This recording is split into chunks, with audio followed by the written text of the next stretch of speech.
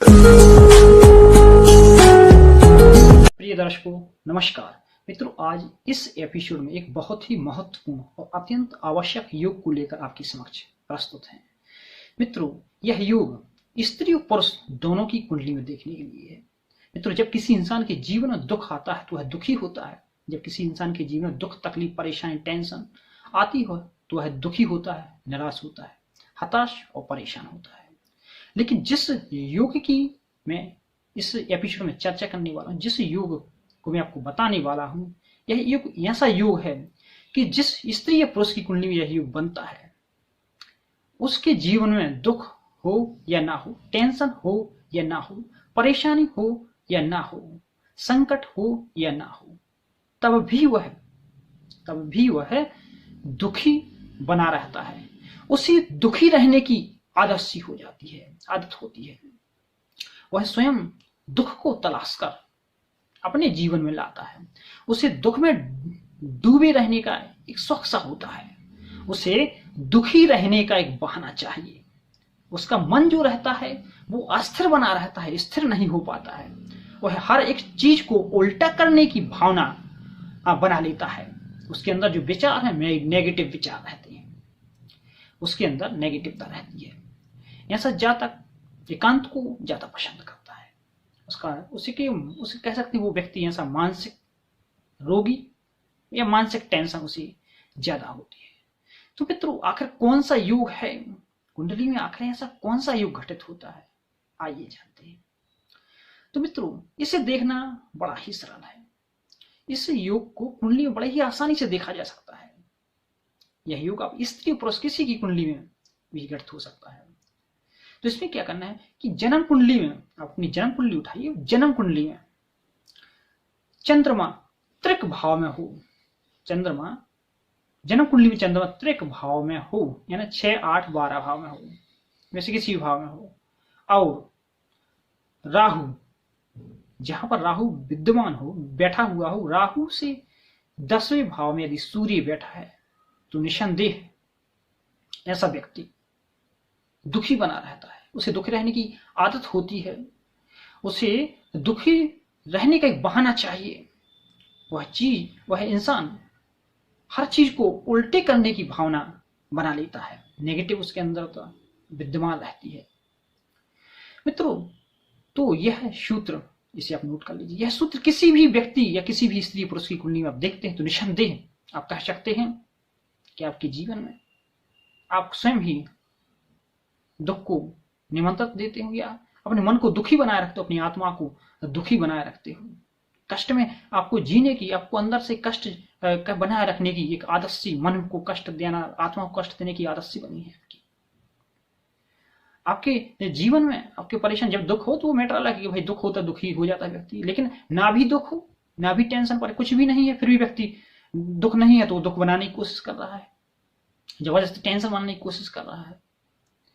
आजू बाजू वातावरण में इस प्रकार की एक्टिविटीज करता है, इस प्रकार का, तो इस दुख को मेंटेनेंस करने की प्रयास में।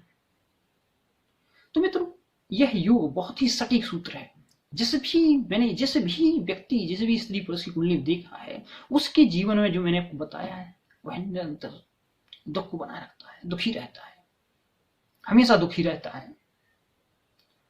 चाहे सुख हो तो दुखी है, दुख हो तो फिर दुखी होने की बात है। तो और दुखी कुंडली में दुख को पैदा करने, दुखी बनाने वाले बहुत सारे योग हैं। लेकिन यह एक सटीक सूत्र है कि जिसकी कुंडली में यह पाया जाता है, निसंदेह 100% जितनी भी कुंडलियां देखेंगे, जितनी भी कुंडली आपको यह मिलेगा, वह व्यक्ति दुखी हो गए। वह दुखी और स्वयं को दुखी बनाने की आदत उसके अंदर रहेगी। और इसके अलावा बहुत सारे सूत्र हैं जो इंसान को दुख देते हैं और दुखी भी बनाते हैं। लेकिन इस युग में व्यक्ति हमेशा दुखी स्वयं बना के रखता है अपने आप को। जैसे यदि अन्य की बात की जाए तो यदि किसी व्यक्ति की कुंडली में मकर राशि में चंद्रमा बैठा हुआ है तो भी ऐसा व्यक्ति अपने आप को दुखी बना के रखता है। उसके अंदर नेगेटिवता विद्यमान रहती है और नकारात्मक सोचता है, अपने आप को दुखी बना लेता है और उसके जीवन में भी दुख होता है। लेकिन यह सूत्र है कि मकर राशि में चंद्रमा बैठने से तो यह खास 90% 80 या 90% लोगों पर लागू होता है। फिर भी और जैसे कि जिसका राक्षस गण रहता है, तो केवल राक्षस गण वाले व्यक्ति और चंद्रमा भी पीड़ित हो तो भी ऐसे व्यक्ति के जीवन में दुखी भले ही न रहे, लेकिन वो नेगेटिव रहता है, उसके अंदर नकारात्मक टेंशन परेशानी जल्दी आ जाती है। राहु के साथ चंद्रमा बैठ जाए तो भी व्यक्ति दुखी या नेगेटिव रहता है, लेकिन 60-70% केसों में। केंद्र में योग बनता है तो भी व्यक्ति दुखी रहता है, लेकिन इसे 100% केसों में नहीं, कहीं ना कहीं 70% केसों में। अमावस्या योग यदि किसी कुंडली में बनता है तो भी व्यक्ति 60% केसों में कह सकते हैं। विश्व योग तो इस प्रकार की अन्य योग हैं जो व्यक्ति को टेंशन परेशानी में डालते हैं। जैसे एक राहु चंद्रमा का ग्रहण योग हुआ तो इसमें भी टेंशन बढ़ती है, नकारात्मकता उसके अंदर विद्यमान रहती है। विश्व योग में भी व्यक्ति ज्यादा टेंशन लेता है, उसके अंदर मन में जहर सा घूमता रहता है, जल्दी उसका मन कमजोर होता है तो जल्दी टेंशन में आ जाता है, जल्दी परेशानी में आ जाता है। तो इस प्रकार की बहुत सारी योग है।